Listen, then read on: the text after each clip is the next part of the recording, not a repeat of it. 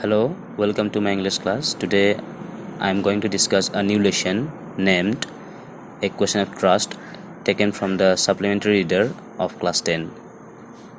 So let's start the lesson. A Question of Trust.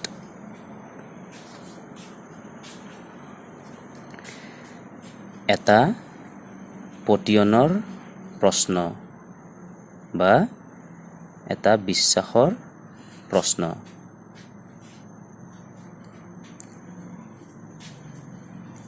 Before we start, we have been given here something. So let's see. It is said that you must set a thief to catch a thief. এইটো কোৱা হয় যে এজন চোৰক ধৰিবৰ কাৰণে আমিও এজন চোৰক ঠিক কৰিব লাগিব। But it is also said that there is honor among thieves. কিন্তু এইটোও কোৱা হয় যে চোৰৰ মাজতো সন্মান আছে। Which saying does this story illustrate? ইয়াৰে কোনটো কথা এই সাধুটোৱে এই ষ্টৰিটোৱে আমাক বুজাবলৈ ওলাইছে আমি এতিয়া পাঠটো পঢ়িলে গম পাম।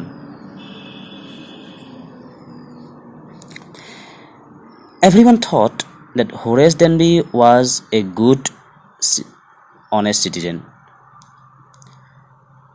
সকলোৱে ভাবিছিল যে হৰেছ ডেনবি এজন ভাল সাধু নাগৰিক আছিল। He was about 50 years old and unmarried, and he lived with a housekeeper who worried over his health. তো তেওঁ প্ৰায় 50 বছৰীয়া এজন বয়সীয়াল ব্যক্তি আছিল আৰু তেওঁ অবিবাহিত আছিল আৰু তেওঁ এজন লগোৱাৰ সৈতে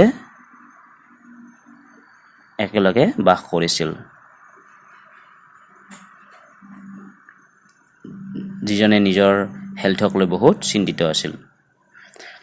In fact, he was usually very well and happy except for attacks of hay fever in summer.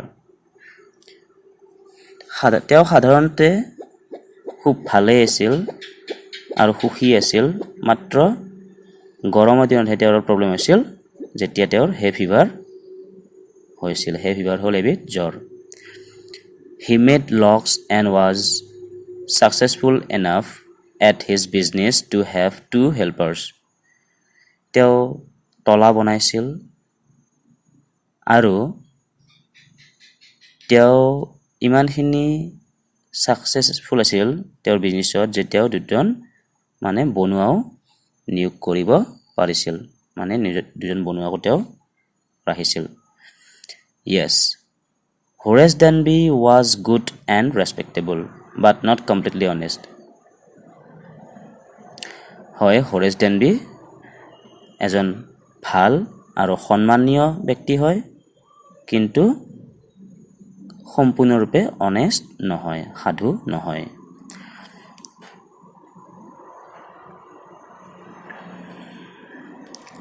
"15 years ago, Horace had served his first and only sentence in a prison library." 15 বছৰ আগতে হৰেছক প্ৰথমবাৰ তেওঁক শাস্তি দিয়া হৈছিল। His first and only sentence in a prison library. তেওঁক শাস্তি দিয়া হৈছিল প্ৰিজন লাইব্ৰেৰীত কামত নিয়োগ কৰা হৈছিল তেওঁক। He loved rare expensive books. তেওঁ কি ভাল পাইছিল? দুৰ্লভ দামী কিতাপ ভাল পাইছিল। So he robbed a safe every year. আৰু সেয়েহে তেওঁ প্ৰত্যেক বছৰে একোটাকৈ তেওঁ চন্দুক চুৰ কৰিছিল, বাকচ তেওঁ চুৰ কৰিছিল। Each year he planned carefully just what he would do. Stole enough to last for 12 months. প্ৰত্যেক বছৰে তেওঁ খুব সাৱধানেৰে তেওঁ প্লেন কৰিছিল, আঁচনি কৰিছিল যে তেওঁ কি কৰিব, আৰু তাৰপিছত তেওঁ কি কৰিছিল, চুৰি কৰিছিল, যাতে তেওঁ বছৰটোৰ মাহকেইটা ধুনীয়াকৈ চলিব পাৰে। And secretly but the books he loved through an agent, আৰু এজন এজেণ্টৰ হতুৱাই তেওঁ গোপনে কিতাপকেইখন কিনিছিল, যিকেইখন কিতাপ তেওঁ পঢ়িবলৈ বিচাৰিছিল।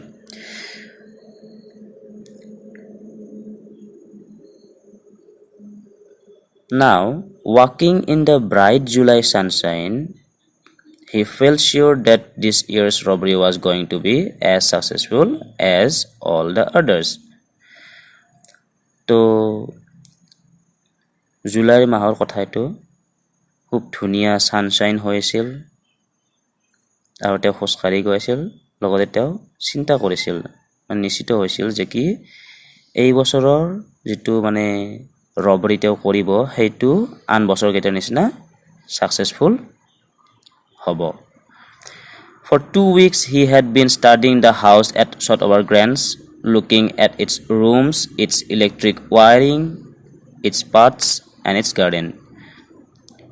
2 সপ্তাহ ধৰি তেওঁ শ্বটঅভাৰ গ্ৰেঞ্জত থকা ঘৰটো নিৰীক্ষণ কৰি আছিল, তাত থকা ৰুমবিলাক নিৰীক্ষণ কৰিছিল, কাৰেণ্টৰ তাঁৰবিলাক নিৰীক্ষণ কৰিছিল, পথবিলাকৰ বিষয়ে গম লৈছিল, আৰু ইয়াৰ বাগিচাখনৰ বিষয়ে গম লৈছিল। This afternoon, the 2 servants who remained in the Grange while the family was in London had gone to movies. তো সেইদিনা পিছবেলা সময়ত কি হৈছিল, আবেলি সময়ত শ্বটঅভাৰ গ্ৰেঞ্জৰ ঘৰটোত থকা মানে চাকৰ দুজনো মুভিলৈ গুচি গৈছিল। মানে সেই ঘৰটোত যিটো পৰিয়াল আছিল, সেই পৰিয়ালটো লণ্ডন আছিল, আৰু সেয়েহে সিদিনাখনে সেই তাত থকা চাকৰ দুজনেও চান্স পাই মুভি চাবলৈ গৈছিল, ওলাই গৈছিল, আৰু মুভি চাবলৈ কথা নহয়, ওলাই গৈছিল।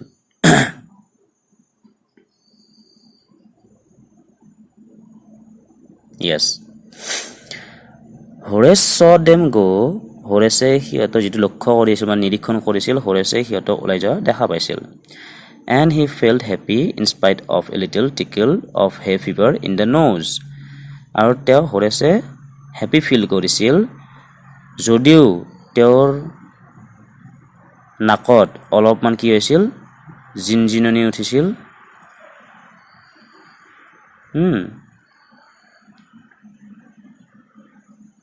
তথাপিও মানে হে ফিভাৰৰ কাৰণে তথাপিও সি মানে হেপী ফিল কৰিছিল। He came out from behind the garden wall. তো বাগিচাৰ ৱালখনৰ পিছফালেৰে সি আহিছিল। His tools carefully packed in a bag on his back. আৰু তাৰ পিঠিত খুব ধুনীয়া কৰি যিখিনি সঁজুলি লাগে চুৰ কৰিবৰ কাৰণে সেইখিনি সঁজুলি ধুনীয়া কৰি বান্ধি কিনে লৈ আহিছিল পিঠিত। There were about 15,000 pounds worth of jewels in the Grange safe. তো গ্ৰেঞ্জত থকা ঘৰটোৰ সেই চন্দুকটোত প্ৰায় 50,000 পাউণ্ডৰ অলংকাৰ আছিল। If he sold them one by one, he expected to get at least 5,000. তো তেওঁ এক্সপেক্ট কৰিছিল যে যদি তেওঁ সেই অলংকাৰবিলাক এপদ এপদ কৰি বিক্ৰী কৰে, তেওঁ অতি কমেও 5,000 পাবলৈ সক্ষম হ'ব।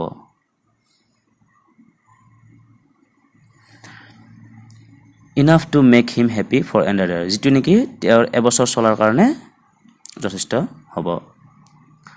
There were 3 very interesting books coming up for sale in the autumn. তো শৰৎকালত আহিবলগীয়া শৰৎকালত 3খন ইণ্টাৰেষ্টিং কিতাপ মানে ওলাব বুলি তেওঁ গম পাইছিল।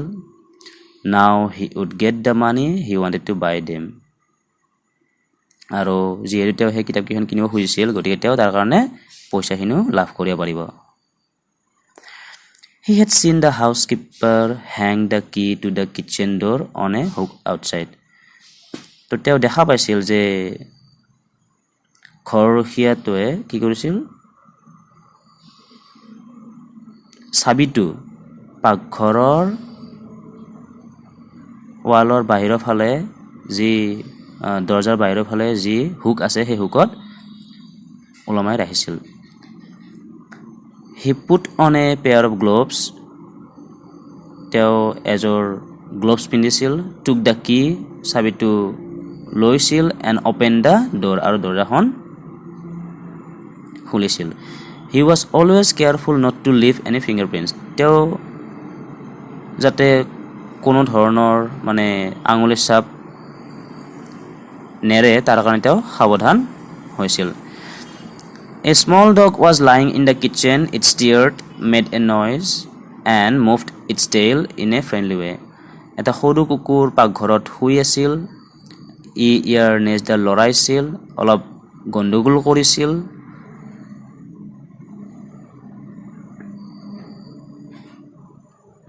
ইয়াৰ লৰচৰ কৰিছিল গণ্ডগোল কৰিছিল তাৰ নেজডালো সি কিছু লৰাইছিল বন্ধুসুলভ ভাৱত All right, Cherry, Horace said as he passed. তো তেওঁ কি কৰিছিল হৰেছে কুকুৰটোক চেৰি বুলি কৈ মানে কুকুৰটোৰ নামেৰে মাতিছিল আৰু তাক শান্ত কৰাইছিল All you had to do to keep dogs quiet was to call them by their right names and show them love. Actually কি কৰিব লাগে যদি আমি কুকুৰক শান্ত কৰিব বিচাৰো তেতিয়াহ'লে আমি কি কৰিব লাগিব কুকুৰক আমি সিহঁতৰ নামেৰে মাতিব লাগিব আৰু সিহঁতক আমি মৰম দেখুৱাব লাগিব মৰম কৰাটো দেখুৱাব লাগিব The safe was in the drawing room behind a rather poor painting তো সেই সন্দুকটো কৰিছিল ড্ৰয়িং ৰুমত এখন খুব বেয়া পেইন্টিঙৰ পিছফালে আছিল Horace wondered for a moment whether he should collect pictures instead of books.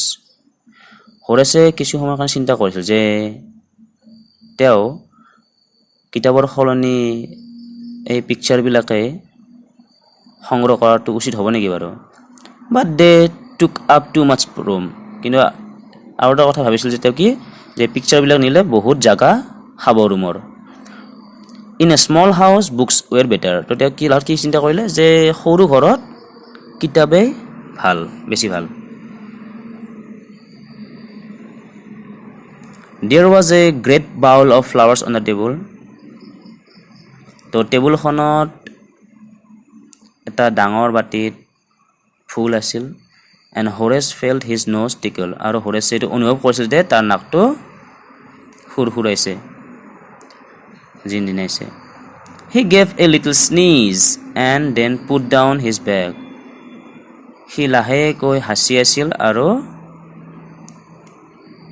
তাৰ পিছত বেগটো তলত হৈছিল He carefully arranged his tools. খুব সাৱধানেৰে নিজৰ সঁজুলিখিনি এৰেঞ্জ কৰিছিল He had 4 hours before the servants returned. তো চাকৰ কেইটা উভতি অহাৰ সময়লৈকে তাৰ হাতত কিমান সময় থাকিব মানে আছিল 4 ঘণ্টা আছিল The safe was not going to be hard to open. তো সন্দুকটো ইমান টান নহ'ব আৰু খুলিবৰ কাৰণে After all, he had lived with locks and safes all his life. যিহেতু তেওঁ গোটেই জীৱন চাবি আৰু সন্দুকৰ মাজতে জীৱনটো কটাইছে গতিকে তেওঁৰ কাৰণে এইটো বেছি বৰ বিশেষ টান নহ'ব খোলাটো The burglar alarm was poorly built. তো burglar alarm মানে হ'ল চুৰি হোৱাৰ সতৰ্কতা দিয়া এটা তোমাৰ এলাৰ্ম হয় তো সেই যিটো burglar alarm আছিল সেইটো কি আছিল খুব বেয়া দৰে মানে তাক লগোৱা আছিল তাত ফিটিং কৰা আছিল He went into the hall to cut its wire. তো তেওঁ হললৈকে গৈছিল ইয়াৰ হে তাৰবিলাক কাটিবৰ কাৰণে He came back and sneezed loudly as the smell of the flowers came to him again. তাৰপিছত তেওঁ কি কৰিছিল যিহেতু সেই ফুলকেইটাৰ টেবুলত বাতিটোত থকা ফুলকেইটাৰ পৰা স্মেল আহিছিল আৰু তাৰ নাকত লাগি আছিল কি কৰিছিল সি হাসি আছিল জোৰে জোৰে স্নিজ মিন্স হাসি হোৱা How foolish people are when they own valuable things Horace thought Horace ভাবিছিল যে মানুহবিলাক যে ইমান মূৰ্খ যে সিহঁতে মূল্যৱান বস্তুবিলাক ঘৰত ৰাখে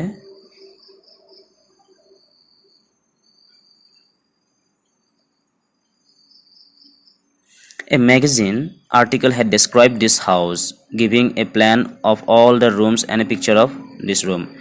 তো এখন ম্যাগাজিনৰ আৰ্টিকলত এই বিষয়ে আছিল এই ঘৰটোৰ বিষয়ে গোটেইখিনি ডেসক্ৰিপশন বিৱৰণ দিয়া আছিল আৰু এটা প্ল্যান এটা আছিল সকলো গোটেইটা ৰুমৰ ৰুমটোত থকা ছবিকেইখনৰ এই সকলো বিষয়ে The writer had even mentioned that the painting had hid a safe.